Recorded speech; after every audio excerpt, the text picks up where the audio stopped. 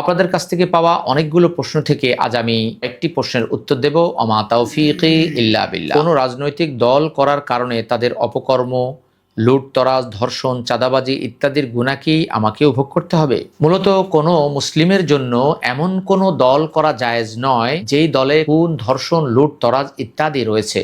কেননা ৫ নম্বর সূরা আল মাইদার ২ নম্বর আয়াতে আল্লাহ তাআলা স্পষ্টভাবে জানিয়ে দিয়েছেন, তাআওয়ানু আলাল বিররি ওয়াত তাকওয়া। তোমরা ভালো কাজে পরস্পরকে সহযোগিতা করো, খারাপ কাজে পরস্পরকে সহযোগিতা করো না। কিন্তু কেউ যদি এমন কোনো কাজ করে এবং সে ওই দল করা সত্ত্বেও সেটা যদি সমর্থন না করে, তাহলে তার বোঝা তাকে বহন করতে হবে না। ১৭ নম্বর সূরা বানী ইসরাঈলের ১৫ নম্বর আয়াতে আল্লাহ তাআলা জানিয়ে দিয়েছেন, লা তাযিরু ওয়াজিরাতুম উযরা উখরা।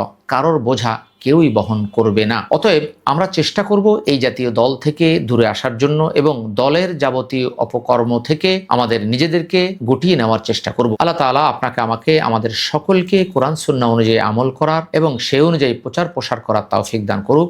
আমিন। কুরআন সুন্নাহ ফাউন্ডেশন, কুরআন সুন্নাহ ফাউন্ডেশন।